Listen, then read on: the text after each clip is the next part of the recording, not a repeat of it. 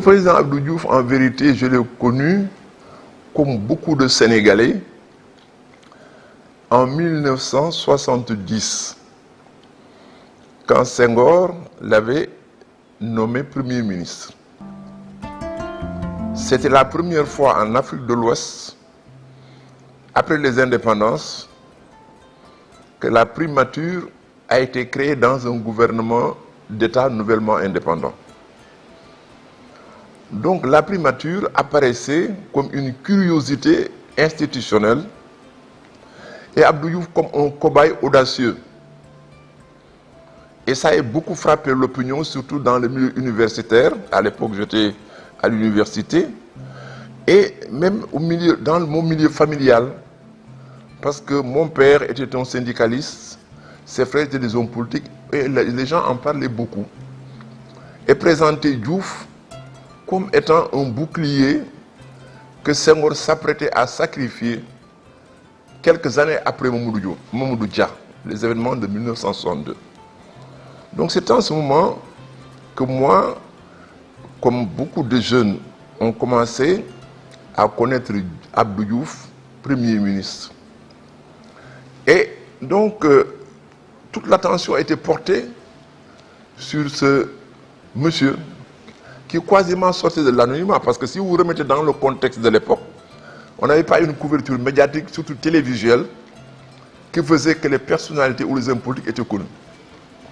Il est vrai que quelques années auparavant, bon, je le voyais comme d'autres grands du plateau, les Maguette Sen à la rue Ahmad Assondo, ancienne rue Thiers, où Abdou Diouf venait avec les Hassan Bassirou Diouf. C'était notre plateau, on le voyait passer. Mais comme homme politique, donc c'est à partir de 1970 que je l'ai connu sous ce double aspect.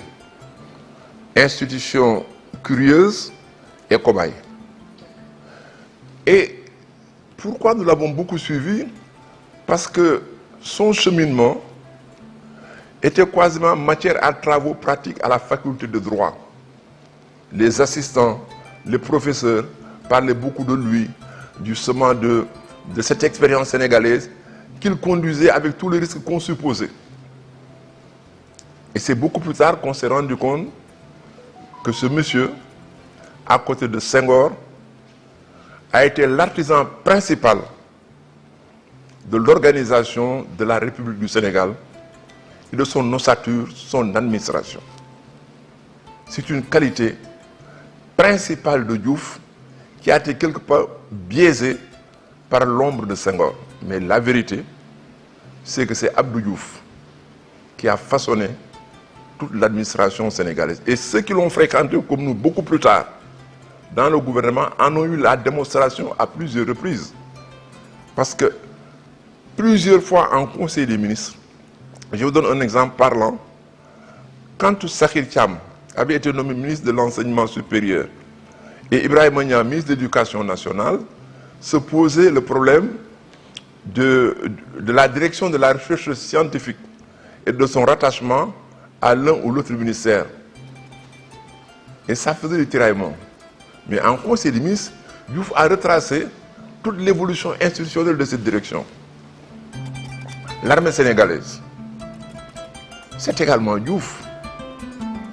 Donc voilà, moi je l'ai suivi et par les péripéties de ma carrière, donc j'ai eu à travailler avec lui en tant que, pas directement avec lui, mais avec son administration. Parler du président Abdou Diouf, pour moi, c'est d'abord évoquer la première rencontre qui fut une rencontre épistolaire. Parce que j'étais élève au lycée, j'avais effectué une visite à un malade à l'hôpital et j'avais constaté que les conditions d'accueil et de prise en charge des malades et des accompagnants n'étaient pas des meilleures. Quand je suis revenu à la maison, j'ai détaché une feuille d'un cahier d'écolier et je lui ai adressé une lettre qui n'était pas du tout tendre. Il venait d'être nommé Premier ministre 1 an auparavant. Alors que je m'attendais à ce qu'on vienne me sanctionner, j'ai reçu une correspondance dans laquelle il se réjouissait du fait que je lui ai signalé un dysfonctionnement dans un secteur aussi sensible que celui de la santé. Donc c'était une rencontre, j'allais dire, épistolaire. On ne s'était pas vu physiquement. Mais plus tard, cette rencontre a été exhumée à travers des relations professionnelles que nous avons eues lorsque j'ai intégré le bureau organisation et méthode. Parler de Diouf, c'est parler de son leadership en termes de management des organisations, de l'organisation publique en particulier. En vérité, je ne saurais répondre, disons, précisément à votre question, parce que ça, c'est vraiment dans l'esprit du président Diouf qu'il faut aller chercher pour voir comment il est choisi. Mais dans tous les cas, ce qui apparaît de prime abord, c'est qu'il est choisi méticuleusement, soigneusement, en rapport avec les principes dont j'ai parlé tout à l'heure, la République, l'intérêt général, le service public, et sans doute la capacité présumée de ce que ces personnes remplissent, cochent toutes les cases ou le maximum de cases pour le profil requis pour atteindre les objectifs qui se fixent pour l'État et la République. Donc je présume que c'est ça qui doit être probablement dans sa tête. Mais s'agissant de recrutement, je pense que au-delà du staffing, c'est-à-dire le choix des collaborateurs qu'on a autour de soi, il n'y en a pas beaucoup, même pour une présidence de la République. Mais quand on choisit, quand on recrute et quand on fait avancer le personnel de l'État dans les différentes sphères pour garnir tous les échelons de cet appareil qui constitue l'État, il faut bien sûr avoir des principes. Et sur ce plan-là, c'est les principes dont nous avons parlé plus haut qui gouvernent ces choix. C'est vraiment la décision impersonnelle, les concours, chaque fois que nécessaire, et pas le choix, disons, de qui vous plaît. Et c'est cet état-là, moi, que j'ai connu, qui me fait d'ailleurs considérer ceux qui étaient à ses chefs à cette période-là comme étant quelque chose comme une chance extraordinaire de travailler dans une ambiance aussi claire, où les référents sont établis et où on sait où on va. Des 90 ans de son Excellence M. Abdou Diouf, ancien président de la République du Sénégal, citoyen sénégalais, homme d'État, homme politique, homme de conviction et patriote. Je voudrais faire un témoignage en tant qu'ami du président Abdou Diouf, malgré les vicissitudes de la politique qu'il faut mettre de côté. Le président Abdou Diouf est mon grand frère, il est mon frère. Nous sommes restés au lycée Faidherbe de Saint-Louis. Quand j'y suis arrivé en novembre 1952, lui faisait la terminale. Donc nous avons passé ensemble une année ensemble, mais il était lui en phase terminale et moi j'étais en phase initiatique, puisque j'étais en 6e. Mais nous nous sommes connus surtout en 1970, lorsque le 26 février, le président Léopold Sédar Senghor l'a nommé Premier ministre, et 10 jours plus tard, le 4 mars 1970, le président Léopold Sédar Senghor m'a nommé directeur de son cabinet. Évidemment, le Premier ministre et le directeur du cabinet sont les collaborateurs les plus proches du chef de l'État. Nous nous sommes donc mis à travailler ensemble et nous l'avons fait pendant plus d'une dizaine d'années. Le président Abdou Diouf est un homme loyal. Le président Abdou Diouf est un homme sérieux. Le président Abdou Diouf est un cadre compétent. Il est humaniste et il est humain. Je peux témoigner à son sujet, malgré quelques visites politiques qu'il faut laisser de côté. que notre amitié est sincère. Et aujourd'hui, qu'il fête ses 90 ans, il se trouve, et j'en suis heureux, que nous avons tous les deux les meilleurs rapports au monde. Nous nous téléphonons souvent. Il y a quelques mois, je suis allé avec son fils Pedro Makhtar Diouf, cher Pedro Makhtar Diouf, lui rendre visite quand il habitait à la résidence qui se trouve en face de l'hôpital de Dantec. Pendant 2-3 heures, nous avons discuté ensemble, fraternellement, amicalement, et à un niveau très élevé. Alors je voudrais donc lui souhaiter une longue vie au moment où il va fêter ses 90 ans, souhaiter le bonheur et la paix à lui et à sa famille, et lui redire encore une fois qu'il est mon grand frère, qu'il est mon frère aîné et qu'il le restera toujours. Voilà la déclaration liminaire que je voulais faire. sama xamante ak le président Abdou Diouf li ko waral mooy sama mbokk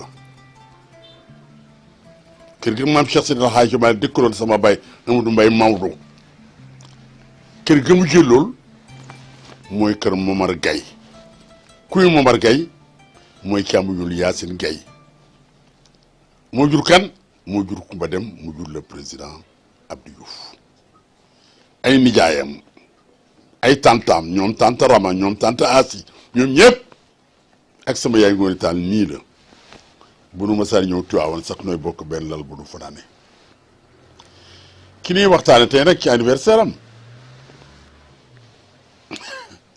mooy ku xam ni fa Bernard Cornut génne ak gouverneur général de la WEF ak Mesmer gouverneur général de la WEF boobu amaguñu suñu indépendance amaguñu suñu autonomie interne école boobu la génne nekk major de sa promotion à la France d'outre-mer ki may waxtaane tey mooy ki xam ni nijaayam ya xaritam ba soppem ba moo ko xool ba yàgg woo jabaram Elisabeth ni ko xamul lu xew mais ton mari ira loin ku nijaayam boobu mooy la Grèce en grammaire ku nijaayam jooju mooy le secrétaire d'État au gouvernement de Edgar Faure ku nijaayam jooju mooy le président Léopold Sédar Senghor lu mu def moo ni ak fi Abdou Diouf jaar wax Abdou Diouf fi mu jaar kenn mënu ko lim waxuñu premier ministre waxuñu secrétaire général waxuñu ministre du plan bon waaye moo indi l'article 35 de la constitution ni su ma demee ndax chef de l'état la waaye dégg ngeen saa yi maa ngi juum waaye su ma demee nag premier ministre moo may remplacé moo ñëw nag ndeysaan bi mu ko remplacé lu xew moo ni rien ne sera plus comme avant bi mu ko remplacé lu xew mooy liberté de presse dinaa ko dëggal bu ñëpp xam mooy kan mooy ki xam ni à travers le Sénégal et à travers l'Afrique ñëpp ràññee nañu ko xam nañu ko mooy le président Abdou Diouf mooy kan mooy ki xam tey les états généraux de l'éducation nationale xalaat dégg ngeen ko xalaat dégg ngeen l'homme de Taïf bu ne ko jëkkee élire xalaat dégg ngeen ba mu jógee Taïf dellu si waat Sénégal tournée ba mu def Sine Saloum waa kër Cheikhul Islam ak waa Léona Niassène ak waa kër Alhaji Hamid Kane ak waa kër Khadim Rasoul ñu waaye alhamdulilahi rabbil alamin léegi suñu góoree nu mu tudd ñu ni Abdou nu mu sat ñu ni Diouf ñu ni nu mu def ñu ni ma nga ne mooy julli tàkkusaan li ma xam ci président nit ku dal la nit ku tey la nit ku noppi la nit ku am secret la nit ku amul yar la te yar boo ko xasee am rek lépp motali ko ka adda bi mu tug si bugul kamaal soo yaroon lu manqué woon ci yow motali na ko te leen xamal ne itam nag lii dal gi ak tey gi kenn musu dégg muy tontonte ak opposition bi wala muy tontonte ak presse bi kenn musu koo dégg kenn musu koo gis nit ku fonki xaritam la nag ak i wëllëreem te nangoo déglu nag ndigal ci ñi muy diisool nangoo déglu ndigal it ci mag ñi ci réew mi nangoo déglu ndigal it ci kilifa yi ci réew mi lépp luñ ko mas a digal rek def na ko ba ni mu nekk gouverneur ba ni mu ci jógee nekk affaires étrangères ba bi Senghor di dem l'ONU Abdou ko Boubou Thiam mu yóbbu ko mu defal ko discours ba mu doon def Nations Unies am dikkee mu téye ko lépp ci téye ko dala ko yar ab yar la ko defee. mën naa ne ci Abdou Diouf la Sénégal amee indépendance totale ndax bu njëkk bala ngaa génn réew mi dem Gambie gii da ngay am visa de sortie daa nga ko dox weer ngir bëgg a dem Gambie mënoo ko am daa nga ko dox weer ngir bëgg a dem Mauritanie daawoo ko am mu ne luy loolu ñu ne ko fokk intérieur dana defal visa de sortie ne la mën ngaa génn Mauritanie soxlaa defal visa de rentrée ne la mën ngaa dugg si mu dindi loolu ne leen loolu du noonu visa de sortie nañ ko dindi mu daal koy reyee annulé ko fa saasa ne ku mu neex na nga génn ku ñu may visa de rentrée ak réew mu ñu la ko may na nga génn bu tàgg sax Sénégal bu ñu yëngal sax yaa ngi dem loolu Abdou Diouf ko indi nekk itam nit koo xam ne kii ku nangoo liggéey la ku nangoo sonn ci réew mi la ku nangoo sonn ci waa réew mi la bi mu dikkee te xam ne ndox dafa ñàkk nga xam ne problème mu Sénégal bépp mooy ndox dafa taxaw temm ci dëkk yi am forage la taxaw ci ñu am ko dëkk bu war a am forage bu ne mu taxaw ba nga am forage ñu gas ko wàllu ko mu génn ko loolu moo ko Abdou Diouf fu ko def ba dëkk yépp àgg ba mujj muy def forage bi mu di ko boole ñetti dëkk suñ ko gasee ci digg bi canaliser dëkk yi dëkk bu mu romb bu ne mu am ndox.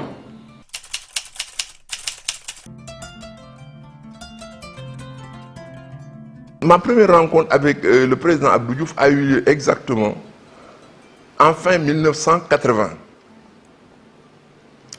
À cette époque, Lamine Diack avait été élu maire de Dakar. Et moi, j'étais l'adjoint au secrétaire général du ministère de l'économie et des finances. Et Lamine Diack, feu Lamine Diack, m'avait proposé le poste de directeur de cabinet. Mais le ministre Ousmane Seck s'y était opposé en disant qu'il venait d'arriver au ministère des Finances, que Babacar Ba était nommé aux affaires étrangères, Momar Talla Cissé commissaire au tourisme, et qu'il n'y avait plus aucun cadre pour l'aider à faire ses premiers pas. Et moi, je voulais partir, il n'était pas question. Donc il en a parlé à Diouf, et Abdou Diouf m'a appelé. Mais je présente cette affaire de manière lisse. Mais en vérité, c'était pour dire que moi, je m'opposais justement à Diouf parce que toute l'équipe de Babacar Ba avait été enlevée de là. Et c'est comme ça que le Premier ministre Abdou Diouf l'avait compris. Il m'a convoqué à son bureau par sa secrétaire, je ne me rappelle plus, je crois que c'était Madame Beng, je crois elle s'appelait. Alors quand je suis arrivé, bon, c'est la première fois d'ailleurs que je le voyais dans cet état, je ne l'ai plus vu dans cet état, qui semblait très énervé et qui me dit oui, mais qu'est-ce qui se passe? Vous les hauts fonctionnaires, vous n'êtes pas concernés par les remous politiques, il n'est pas question que vous quittiez le ministère des Finances, vous allez rester là-bas et aider le ministre Ousmane Seck. Mais moi je lui dis tant mieux, moi je ne voulais pas partir, je veux rester au ministère des Finances. Mais c'est mon père qui m'a suggéré d'aller avec Lamine Diack pour me faire connaître par les Dakarois. Il me dit, mais qui est votre père? J'ai dit, mais Doudou Diop, monsieur le grand Serigne. Il m'a dit, je n'ai jamais su. J'ai dit, on n'en a jamais parlé. Voilà le premier contact que j'ai eu avec Diouf et c'est comme ça qu'il a accepté mon détachement à la mairie. Alors, notre première rencontre, c'était à l'occasion d'un conseil interministériel. Parce qu'au niveau du conseil des ministres, il n'y a que les ministres qui y assistent. En revanche, lorsqu'il s'agit de conseil interministériel, au-delà des ministres qui sont concernés par le sujet ou l'objet du conseil, on y associe également des techniciens venant de la technostructure de la présidence de la République, notamment des conseillers du BOM, des conseillers techniques de la présidence de la République, du contrôle financier et de l'inspection générale d'État. Et la première fois que je l'ai rencontré, donc, c'était à l'occasion de ce conseil-là. Mais auparavant, quelques années après donc, mon retour de ma formation du Canada, J'avais fait une note à l'issue d'un conseil d'administration, pour autant que je me souvienne, c'était celui de la SIB. Alors, il a, les notes de compte rendu des conseils d'administration, c'est le conseiller lui-même qui le signait, pas le directeur du BOM. Alors, il s'est souvenu de mon nom et de ce que nous avait pour la première fois, j'allais dire, fait connaître. Et il a demandé au directeur du BOM à l'époque, Wahab Talla, mais ce Aziz-là, c'est qui? Est-ce que ce n'est pas le garçon que j'ai connu et qui a fait le lycée Blaise Diagne? Parce qu'il a une mémoire d'éléphant, le président Abdou Diouf. Wahab Talla lui a dit, je ne sais pas s'il a fait le lycée Blaise Diagne. Et quand il est venu, il m'a posé la question, je lui ai dit si. Il me dit, mais le président, vous connaissez? Je dis, je me souviens lui avoir envoyé une correspondance, mais il y a de cela près de 7 ans, 8 ans. Et il m'avait répondu. Et lorsque Talla lui a signifié qu'effectivement c'est Abdoulaziz qui était au lycée Blaise Diagne, le président Diouf lui-même m'a dit plus tard, tu sais, ce jour-là, lorsque je suis rentré à la maison, j'ai parlé de vous avec Elisabeth parce que je lui ai montré votre lettre. Vous voyez donc que cette rencontre-là n'était pas une rencontre, j'allais dire, fortuite. Pour moi, c'était un peu prémonitoire parce que si vous lisez la correspondance qu'il m'avait adressée, à la limite, il m'avait déjà tracé la ligne en direction des préoccupations de l'administration publique. Je vous ferai lire la lettre d'ailleurs. Disons que nous nous sommes réellement connus un peu tard. J'étais haut fonctionnaire au Trésor et secrétaire d'une amicale qui le rencontrait pour la première fois au palais, c'était en 83. Et nous étions en groupe en plus, donc, c'était une audience collective. En termes maintenant de rencontres, je dois dire, j'ai rencontré le président Diouf beaucoup plus tôt, à une époque dont lui-même sans doute ne se souvenait pas, mais je crois qu'il a narré dans un de ses écrits, parce que je lui ai raconté, c'était en 61, j'avais 9 ans et j'étais en classe de 4e CE1 dans mon école primaire à Kaolack, et lui était gouverneur de la région du Sine Saloum et était venu visiter les écoles. Et j'avais été choisi par le maître pour l'accueillir et l'accompagner, et puis ensuite discuter brièvement avec lui. Mais ça, c'était une rencontre plutôt qu'une connaissance. La connaissance, la deuxième rencontre, c'était celle dont j'ai parlé en 83. Et puis, en 84, j'étais nommé directeur du Trésor, trésorier général de l'État. Nous ne sommes pas rencontrés, à vrai dire. Et nous nous sommes rencontrés ensuite en 93, quand il a bien voulu me choisir comme membre du gouvernement. Voilà les circonstances. Donc, le citoyen, voilà, l'élève l'a rencontré, le haut fonctionnaire que j'étais a eu une séance de travail avec lui, très, très fructueuse d'ailleurs, et très, très intéressante. Et 9 ans après, je rentrais dans son gouvernement comme ministre, et puis 2 ans après, 5 ans après, en 98, il a bien voulu me confier la direction du gouvernement comme Premier ministre.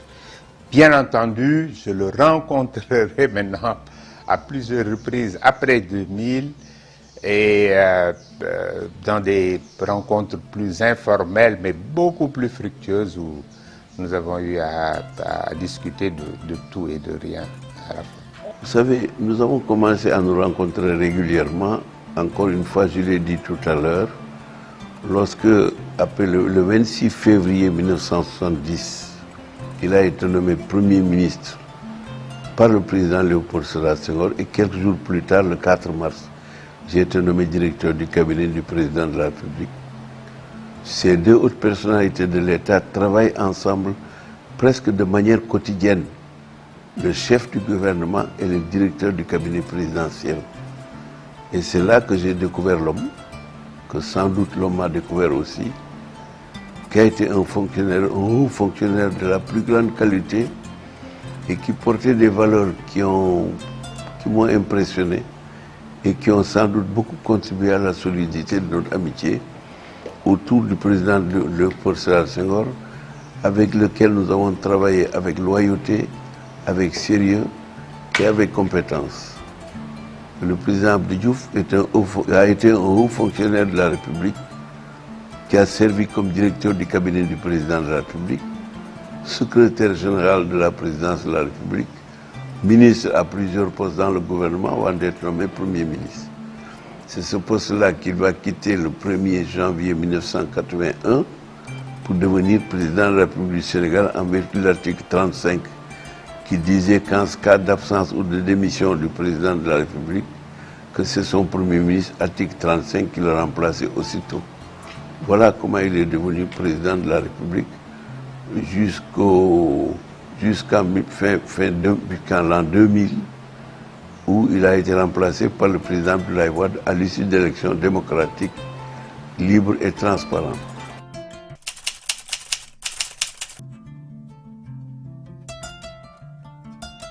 Non, plus que des anecdotes, parce que pour qualifier Diouf d'homme d'État, il faut avoir vécu avec lui de grands événements, ou alors avoir suivi avec beaucoup d'attention son cheminement. Tant au plan, prenez le cas du bon voisinage. Les événements de 1981, je n'étais pas dans le gouvernement, avec le coup d'État de Kukoy Samba Sagnan en Gambie, où toute la pression était portée sur Diouf et on lui demandait d'annexer la Gambie. Il a rétabli Diawara au pouvoir, mais n'a jamais cédé aux pressions. Et c'est comme ça, et ce sera la deuxième tentative d'union d'État, qu'un an après, il a travaillé à la création de la Sénégambie. La Confédération sénégambienne est une des conséquences du coup d'État arrêté de Kukoy Samba Sagnan. Donc c'est une qualité extraordinaire d'un homme d'État qui a une vision, qui a su que s'il annexait la Gambie, il a donné encore un espace plus grand à ce qui deviendra plus tard la rébellion casamançaise. Second élément, né des événements des événements de Bakel. Je crois que c'est Ouré Dondé, quand il y a eu des événements entre les bergers mauritaniens, les éleveurs mauritaniens et les bergers de Bakel. Il y a eu des morts d'hommes. La tension était telle avec la Mauritanie qu'on était quasiment sur le pied de guerre. Et là encore, il y avait des forces qui poussaient pour que nous entrions à l'époque en guerre contre la Mauritanie. Sous le prétexte que c'est un pays désertique, inerme, sans capacité militaire, et qu'en 24 heures, nous allions faire notre Tchéboudion à Nouakchott. Diouf a refusé, au nom du bon voisinage. Et même s'il y a eu des ruptures de relations diplomatiques, il a su tout ménager en prévision de l'avenir. Donc ça, c'est quelque chose d'extraordinaire pour un homme, pour qualifier un homme d'État dans ses relations de bon voisinage. Des anecdotes, j'en ai beaucoup qui grouillent dans la tête. Alors, ce que je pouvais vous dire, c'est que d'abord, je voudrais parler un peu de ses caractéristiques avant de parler des anecdotes. Diouf avait beaucoup de caractéristiques d'un leader. En tout cas, d'un leader de management administratif, de management public, je veux dire. Entre autres, il avait une très forte capacité d'écoute. Le président Diouf pouvait passer beaucoup de temps à écouter quelqu'un qui parlait de choses peut-être même qu'il connaissait ou qu'il maîtrisait mieux que son interlocuteur. Mais jamais il ne l'interrompait. Il l'écoutait religieusement. Et lorsque l'interlocuteur finissait son speech, son intervention, s'il n'était pas d'accord, il avait une manière de le lui dire. Ce n'était pas quelqu'un qui heurtait les gens dans la façon de communiquer avec eux. Par exemple, il vous disait, ne pensez-vous pas qu'on aurait pu faire telle chose? Si vous avez bien compris, vous entendez par là qu'il n'est pas tout à fait d'accord avec vous. Mais ce n'est pas le genre qui va vous rabrouer parce qu'il n'est pas d'accord avec vous. Ça, c'est une caractéristique d'un homme d'État. Je dirais même d'un leader. Il avait une forte capacité de résilience. Quelqu'un qui ne montrait jamais ses situations de stress à ses collaborateurs pour ne pas les lui transmettre. Parce que lorsqu'un chef vacille, eh bien, c'est toute l'équipe qui tombe. Mais il était toujours là, debout, et montrant aux autres que, quelle que soit la difficulté ou les difficultés de la situation, il faut résister. D'ailleurs, il avait une phrase qu'on avait toujours l'habitude de répéter. Il disait que ce n'est pas le chemin qui est difficile, c'est le difficile qui est le chemin. Ça, c'est une phrase de Abdou Diouf. Je crois même d'ailleurs qu'il faut toujours vulgariser, surtout au niveau de ceux qui occupent des fonctions importantes. Ce n'est pas le chemin qui est difficile, c'est le difficile qui est le chemin. Des anecdotes, j'aurais du mal à en choisir une, disons, mais plus fondamentalement, et avant peut-être, si la mémoire me revient, je voudrais plutôt illustrer ces valeurs républicaines. Les valeurs républicaines, c'est quoi? C'est d'abord des valeurs foncières de l'individu. Et puis ensuite, au fur et à mesure qu'il rencontre l'État et la nation dans ses différentes phases de mandat et d'action à la tête de l'État et du gouvernement, des qualités émergent. Voilà. Mais le président Diouf, ce qui est, je pense, apparaît d'emblée, c'est d'abord des qualités de courtoisie républicaine. Je crois que c'est dès l'entrée à son bureau, on se rend compte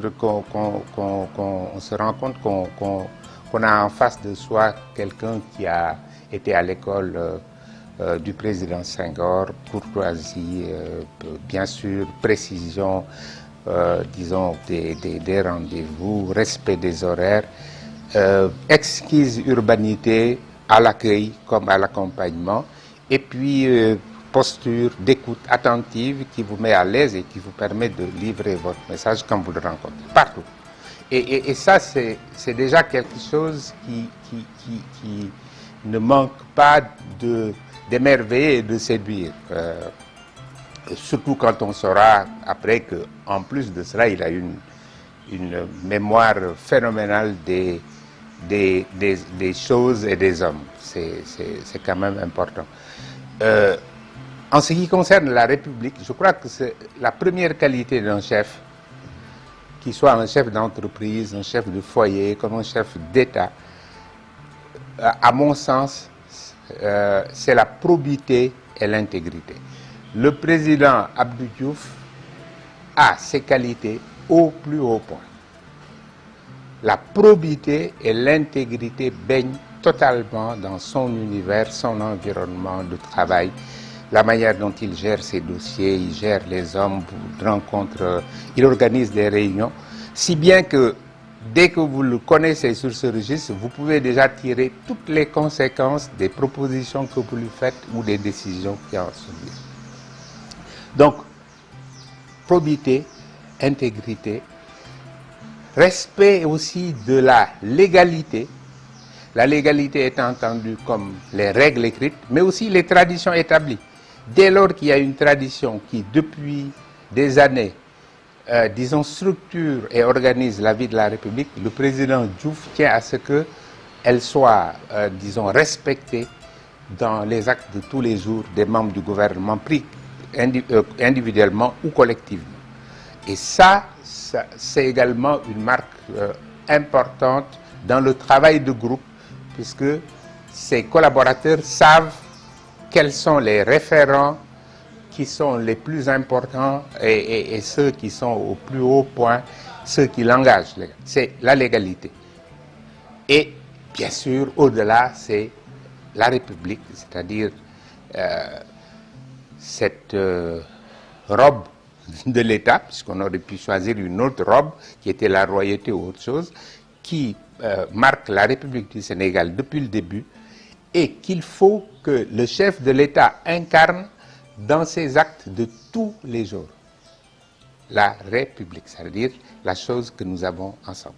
Ça, comme nous sommes dans un domaine sérieux, on va mettre de côté les anecdotes pour simplement parler de ce que le président Abdou Diouf avait l'avantage de connaître l'État sénégalais et le peuple sénégalais. Ce qui n'est pas évident pour tous les chefs d'État à la tête des pays dans le monde entier, connaître et le peuple et l'État. Et le président Abdou Diouf était un fonctionnaire modèle qui savait ce que c'était le service public, ce que c'était la fonction publique, ce que c'était gouverner avec autorité sans être autoritaire. Je dis bien gouverner avec autorité sans être autoritaire, c'est-à-dire avec la fermeté qui est nécessaire à un chef pour se faire obéir et faire respecter les ordres que l'on donne, sans être cassant par un autoritarisme brutal. Jamais Diouf n'a fait preuve ni d'autoritarisme, ni d'autorité excessive. Par contre, il savait ce que c'était se faire obéir et diriger un État et être au service d'un peuple avec ouverture d'esprit, avec générosité, avec disponibilité et dans le respect total des règles de la République.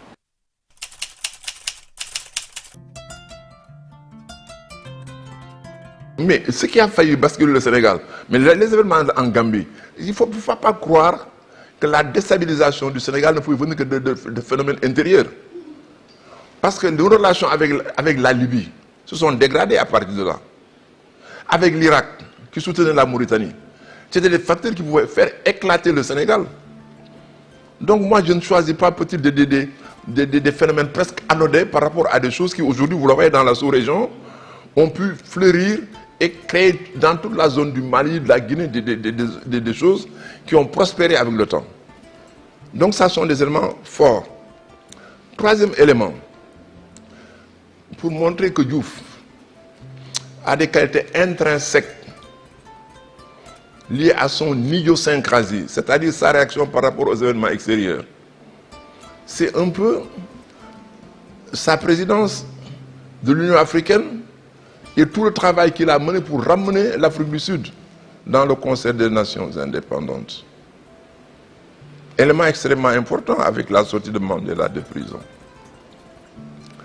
Troisième élément, au plan intérieur on en parle, mais il y a un phénomène, peut-être que Diouf par pudeur n'a jamais développé, mais au moment à un an des élections de 2000, des hommes politiques de l'opposition sont allés trouver Abdou Diouf, parce que si vous vous rappelez, Wade était en exil en France. Ils lui ont proposé de reporter les élections, mais Diouf a refusé. Après les élections, les élections de 2000, entre 3h et 4h du matin, j'étais dans le bureau de Ousmane Tanor Dieng, qui me dit, le président Diouf a dit que nous avons perdu les élections, il faut l'accepter comme tel et prendre disposition. Alors que quelques avocats, le lendemain, disaient que Diouf était prêt à contester les élections. Dans le contexte de l'époque. Est-ce que vous qui parlez de risque de déstabiliser du Sénégal, on n'était pas dans une situation qui justement nous expose à ça? La troisième chose, la personnalité de Diouf était remarquable au plan international. Moi, je me rappelle en 1996, au congrès de l'Internationale socialiste à New York, Pierre Mauroy a refusé le poste de vice-président à Ousmane Tanor Dieng, en disant que ce poste c'est pour Abdou Diouf, ce n'est pas pour le Parti socialiste sénégalais. On a passé, Jacques Baudin et moi, presque toute la journée à négocier parce qu'Ousmane Tanor était mal placé pour le faire. Nous avons échangé avec le décalage horaire, avec Diouf qui a pu convaincre au dernier moment Pierre Mauroy en disant bon, il faut prendre Ousmane Tanor parce qu'ici au Sénégal, j'ai réorganisé mon parti pour me détacher des activités politiques, j'ai réorganisé la présidence de la République et vraiment, on a pour dire, on a dit le poste est intuitif personné pour Abdou Diouf et pas pour le secrétaire général du Parti socialiste. L'émir de Koweït, quand je l'ai rencontré, porteur d'un message pour l'organisation du sommet islamique à Dakar. Mais il m'a dit, monsieur le ministre, Abdou Diouf et moi, nous avons le même destin. J'ai été premier ministre du Koweït en 1981 comme lui, en 1970 comme lui, émir du Koweït en 1981 quand il est devenu président de la République. Et pourquoi je passe par là? Parce que prenez le Sénégal. Par sa taille, sa position géographique, son profil islamique, n'est pas le plus grand pays islamique du monde. Mais Diouf a fait jouer au Sénégal un rôle central au niveau de l'organisation de la conférence islamique. La période de l'ajustement structurel. On ne peut pas parler du magistère de Diouf sans évoquer les difficultés qu'on a rencontrées lors de l'ajustement structurel. Parce que là, le pays avait été coincé. Mais grâce au génie de Diouf, au choix de ses collaborateurs compétents, mais à l'appui également d'institutions comme le Bureau Organisation et Méthode, dirigé à l'époque par Pathé Ndiaye, on a pu véritablement s'en sortir. Mais durant toute cette période, on n'a jamais vu le président Diouf fléchir. Encore que la situation était extrêmement difficile. Il a mis en place des mécanismes, notamment la cellule de contrôle des effectifs et de la masse salariale, parce qu'on avait un sérieux problème au niveau de la maîtrise des effectifs et de la masse salariale. Et à l'époque, Pathé Ndiaye, qui était le directeur du Bureau Organisation et Méthode, m'avait fait l'honneur de me confier cette cellule que j'ai dirigée pratiquement pendant près de 10 ans, avant de passer la main à mon cher frère et jeune frère et ami Gamal Abdel Nasser. Et nous avions travaillé durement, mais avec des conditions qui étaient difficiles pour les populations, et cela faisait beaucoup mal au président Abdou Diouf. Mais il fallait prendre des décisions douloureuses, il les avait prises, il les avait assumées également.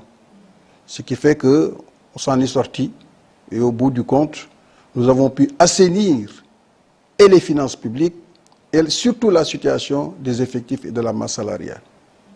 On en était arrivé à un point tel que, à tout moment, on pouvait vous dire exactement quel était l'effectif réel de la fonction publique, quel était le montant réel des salaires. Parce que ce sont deux rubriques qui sont extrêmement importantes au niveau des finances publiques et que l'État doit forcément maîtriser. On ne peut pas rester un mois sans payer des salaires.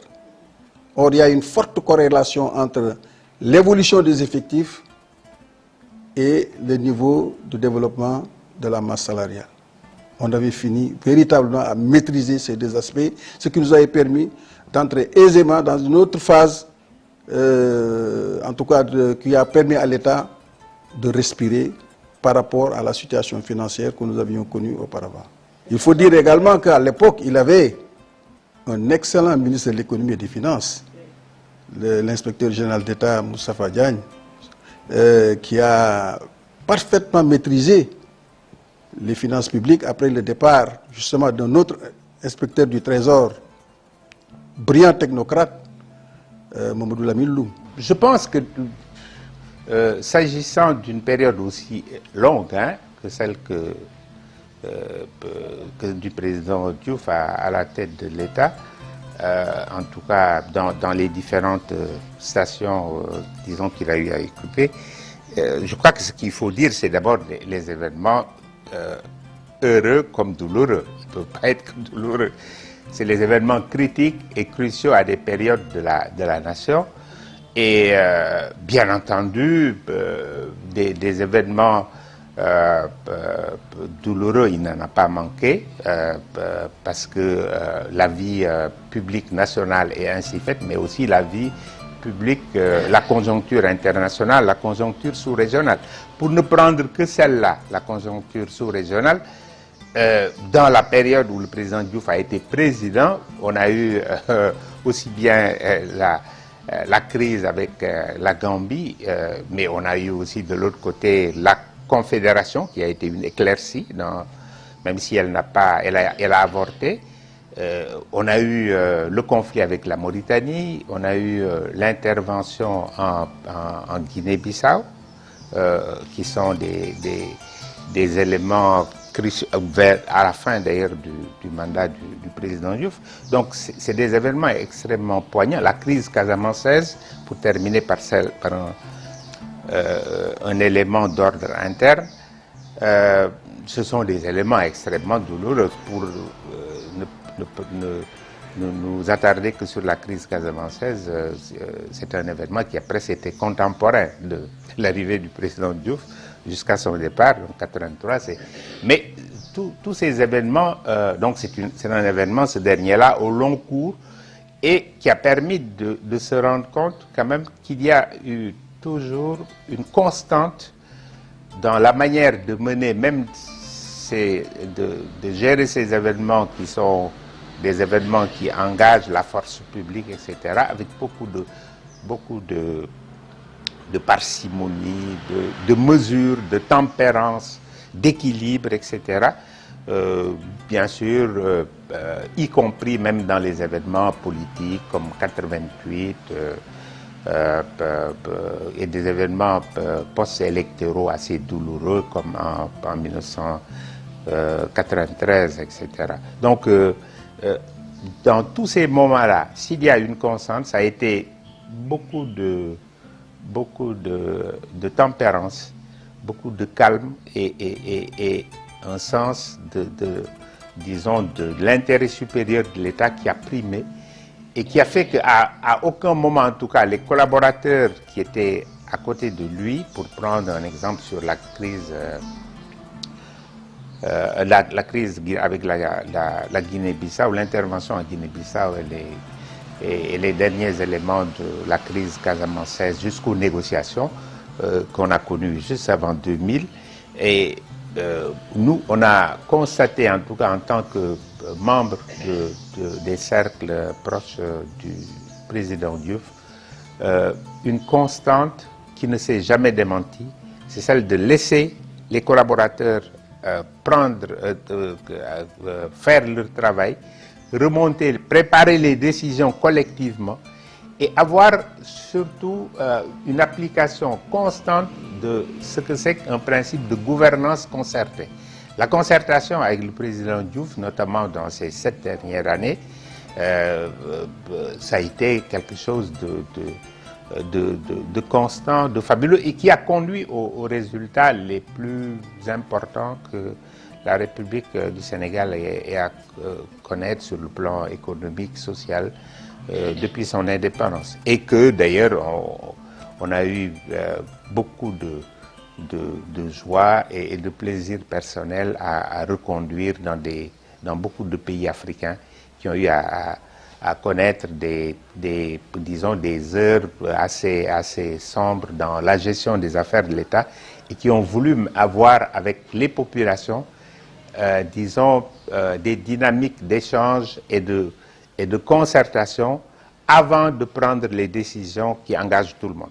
Étant entendu que voilà, la République, ce n'est pas seulement la force de prendre des décisions, c'est de prendre les décisions les plus, disons, convenables, conçues avec l'ensemble des citoyens. Étant entendu qu'il ne s'agit pas non plus de co-gestion. Il s'agit d'une concertation, une prise de décision par les chefs une fois qu'ils savent ce que les citoyens en pensent. Ça, le président Abdou Diouf était très précis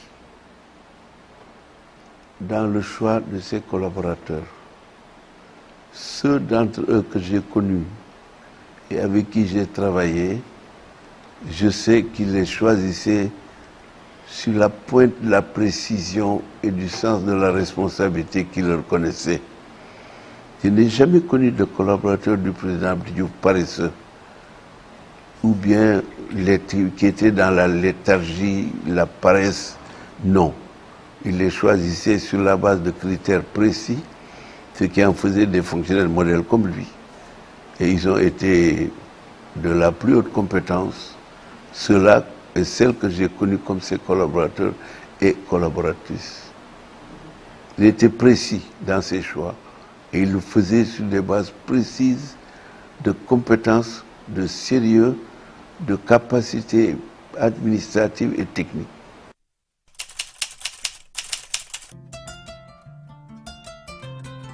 Son départ en 2000, je vous l'ai déjà dit. Le soir, il avait accepté la défaite. Et moi, on ne l'a plus revu. Quand il a demandé à Ahmed Lamine Loum de préparer la passation de pouvoir et non pas la passation de service. La passation de pouvoir et non pas la passation de service, que tous les ministres préparaient le dossier, on ne l'a plus revu jusqu'au moment où on l'a entreaperçu quand il saluait Abdoulaye Wade au seuil du palais présidentiel. Plus. Et d'ailleurs, moi, ça m'a valu quelques mésententes avec lui, parce que j'ai dit que moi, je n'ai pas compris que Abdou Diouf, après la défaite, quitte le pays sans nous revoir. Parce que nous étions dans la salle du Conseil des ministres, et on pensait qu'il passerait au moins nous serrer la main, il ne l'a pas fait. Je l'ai dit à Walfadjri. Bon, Feu Gaston Mbengue a beaucoup travaillé à remettre les choses en ordre, paix à son âme. Hein, donc, moi, c'est comme ça que je l'ai vu. Donc, Diouf, il est vraiment... Et ensuite, comme d'État, et pourquoi nous, on le respectait beaucoup, c'est que c'était un homme de dossier. Vous parlez d'anecdotes, moi je dis que je ne suis pas parti d'anecdotes pour analyser Diouf, mais il y a une anecdote que je peux vous rappeler, peut-être que lui-même s'en rappelle. Une fois en Conseil des ministres, il y a un ministre aujourd'hui décédé, Diouf l'avait interpellé sur un dossier, en disant, mais monsieur le ministre, vous savez, Diouf est très calme là, très truc. Il dit, mais monsieur le ministre, mais il y a tel dossier que vous m'avez envoyé, bon, il y a quelques semaines ou un mois, il y a telle et telle chose. Le ministre lui répond avec beaucoup de courtoisie. Monsieur le Président, je pense que ce n'est pas un tel dossier que je vous ai envoyé. Certainement que ça ne vient pas de mon ministère. Mais le président Diouf a insisté. Il a dit non, mais monsieur le ministre, c'est bien vous qui me l'avez envoyé il y a 2-3 mois. Le ministre insiste. Alors, Babacar Carlos Mbaye était le secrétaire général de la présidence de la République. Le président lui dit, va voir Aloïse, mon secrétaire, dis-lui d'aller à tel endroit, sur telle table de mon bureau, il y a tel dossier. Babacar revient avec le dossier, le président montre ça au ministre en disant, bon, voilà ce qui est possible. Vous signez des dossiers sans les lire, ce qui est grave, ou vous signez des dossiers, vous les avez lus, vous ne les avez pas compris. C'est en ce moment que j'ai dit, pour être avec ce monsieur, il faut être sérieux et travailler sur ce dossier. Voilà l'autre qualité d'homme d'État. Son courage physique maintenant. Vous savez, il y a eu plusieurs événements qui sont succédés. Je vous ai parlé des événements de la Mauritanie, qui ont suivi les événements de 1988. Si vous allez à la grande mosquée de Dakar, il y avait un lustre qui surplombait la place où se tient le président de la République à l'occasion des prières, des grandes prières. Les services de sécurité les avaient supprimés. Il avait suggéré à Diouf de ne pas aller à la prière qui a suivi. Moi j'étais là. Diouf a dit, faites votre travail, j'irai à la prière. Ça, j'en suis témoin. Alors, ce que je peux noter sur son départ, justement, je parlais tout à l'heure de son ancien ministre de l'économie et des finances. En 2000, quand les premiers résultats sont sortis, la tendance était nette qu'on allait avoir un deuxième tour. Le premier geste que le président Abdou Diouf a pris, ça a été d'appeler son ministre de l'économie et des finances, Mohamed El Moustapha Diagne, inspecteur général d'État, technocrate reconnu, d'une intégrité sans reproche aussi. Parce que ça aussi, c'était une des raisons pour lesquelles il l'avait placé à ce niveau-là. Il lui a dit, Moustapha, je ne voudrais pas que, après les élections, qu'il y ait des difficultés pour celui qui va venir. C'était un peu prémonitoire aussi, qui sentait un peu la défaite. Et il lui a dit, il ne faut prendre aucun acte qui puisse gêner le prochain gouvernement. Aucun acte, évidemment, relativement aux finances. C'est une manière également de dire que Diouf était très détaché par rapport aux choses financières, à l'argent. Il était très, très détaché. Vraiment, la preuve, on ne lui connaît aucun bien ou aucun truc ostentatoire et il n'était pas dans le bling-bling. Vraiment, c'était un homme d'État accompli. Nous l'avons vécu en tant que technocrate, d'abord avec la foi, parce que rien n'est éternel, mais nous l'avons vécu aussi avec le sentiment que le pays venait de remercier un homme qui s'est battu, et qui a donné toute sa vie. Rappelons-le, Abdou Diouf a été fonctionnaire à partir de 25 ans. Et de ce point de vue-là, évidemment, nous avions eu beaucoup de regrets de le voir partir.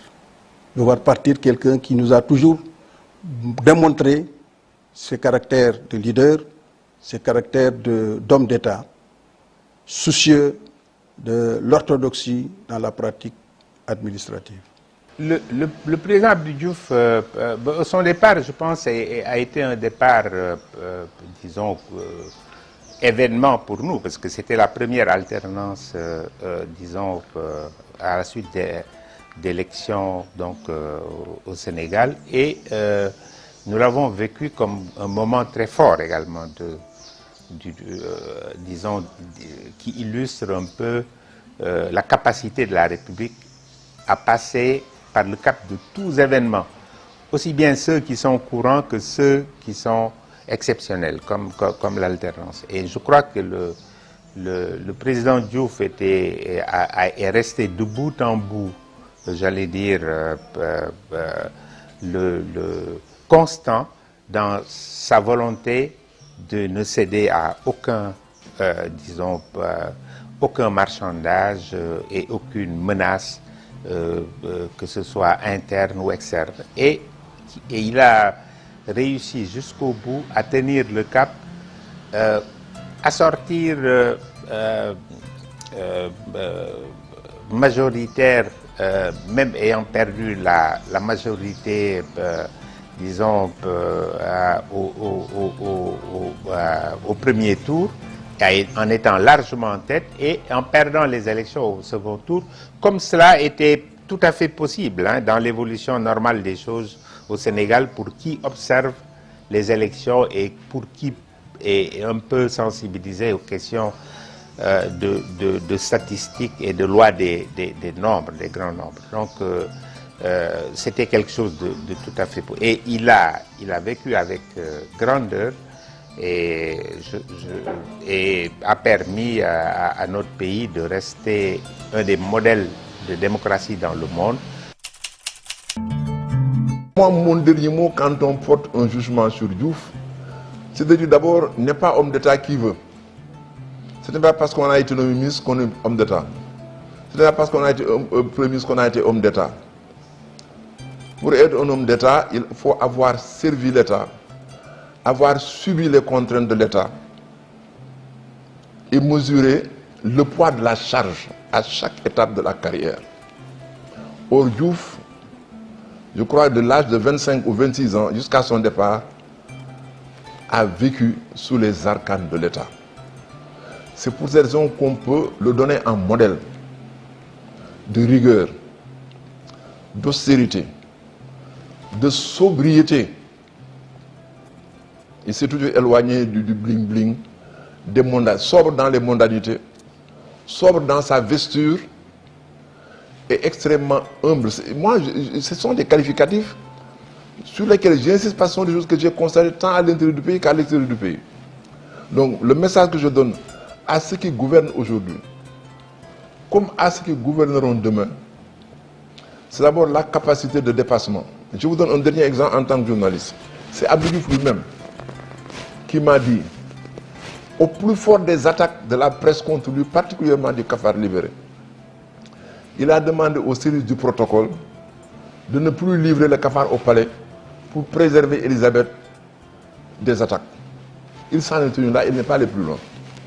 Mon dernier mot, je voudrais quand même le consacrer à son épouse, qui a eu une forte influence sur la carrière du président Abdou Diouf. Et comme le dit l'adage, derrière chaque grand homme, il y a une grande dame. Cette Elisabeth Diouf a été d'un très grand apport, d'un support au président Abdou Diouf. Je vais juste vous raconter une petite anecdote. Un soir, elle est descendue, il faisait un peu frais, elle est descendue sur l'esplanade de la présidence là, du palais. Il faisait tellement froid qu'elle est remontée. Et le lendemain, elle a appelé le président de sa fondation, que Dieu ait pitié de son âme, Babacar Nénémbaye, pour lui dire, Babacar, vous voyez les alentours de la gouvernance de Dakar. Il y a beaucoup de homeless, comme on dit chez les Américains, des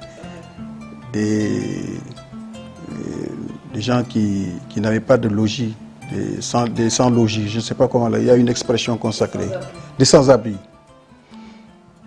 Il dit, je voudrais que tu trouves des couvertures et que tu ailles le leur distribuer.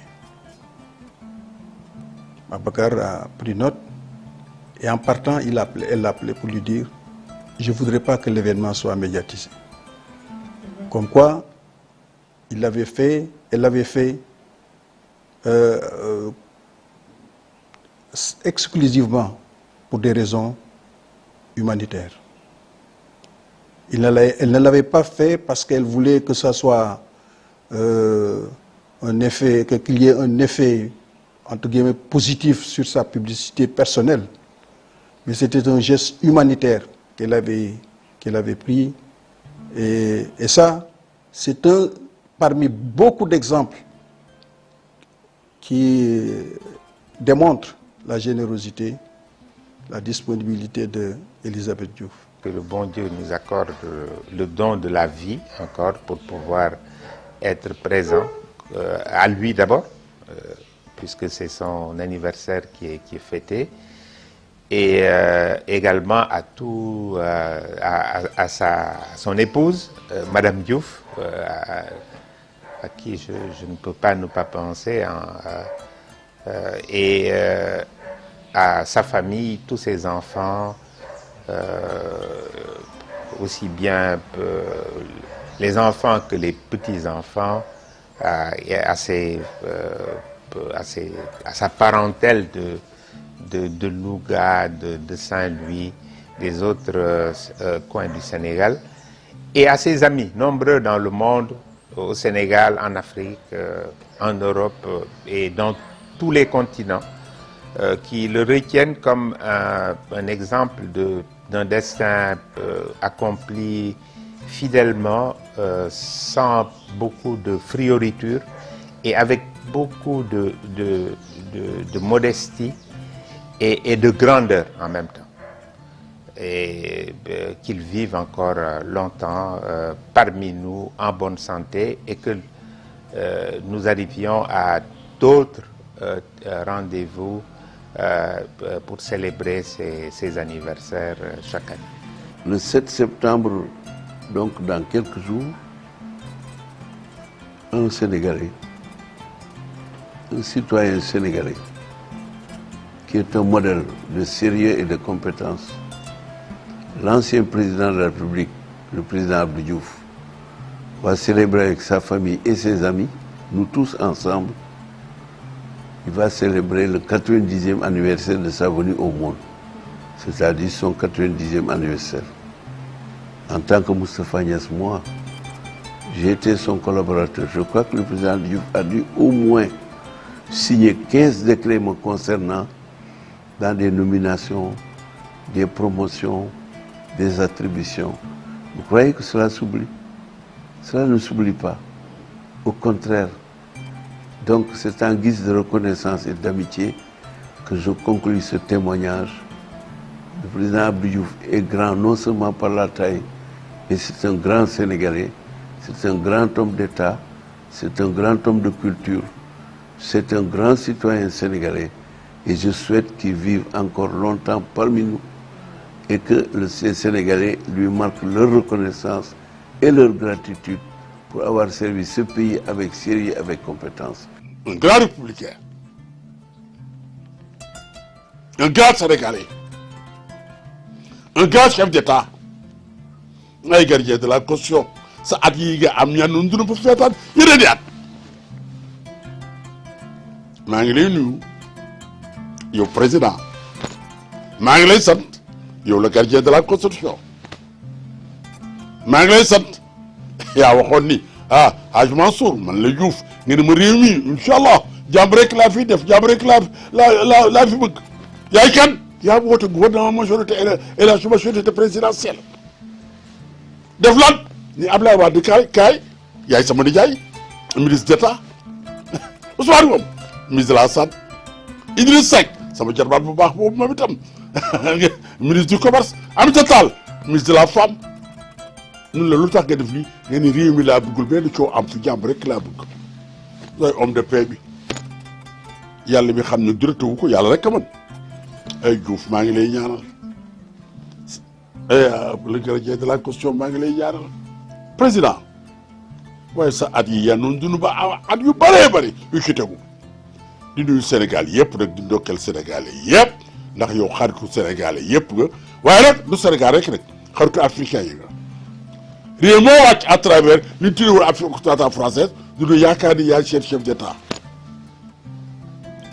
ndeysaan maa ngi fàttali ko ndeysaan ma nga nu fekkee ci avion bi maag Alaaji Mat Sama Wañ ñu jëm Beyrouth ci boobu lan la war fa secrétaire général de la francophonie nga ne fu ngeen jëm ma ne duñu lay gunge nga ne laaju ba tara de waaye réew yi xam ne non ngeen francophonie ñoom ñëpp non d'accord ni gisuñu kenn ku dul man Chirac wax ma ko moo tax may ñëw Diouf sa xarit baa gi Diouf sa soppe baa gi Amadou Mansour Mbaye bu Amadou Mbaye Maodo bu Cheikh Seydi El Hadji Malick maa ngi lay gërëm nag ak di la sant ndax li nga ma defar rëy na ak fi nga jaaral man rëy na ca as gor Allah jàpp daal seen du fàttewu ma dara di la ñaanal nag waxuma 90 ans yaa ñu dund ba ngay feete lu mat 120 ans 130 ans yàlla mën na ko yàlla terewul dara di ndokkeel nag sénégalais yëpp ak sénégalais yëpp ak africain yëpp ci sunu adversaire bu mag bi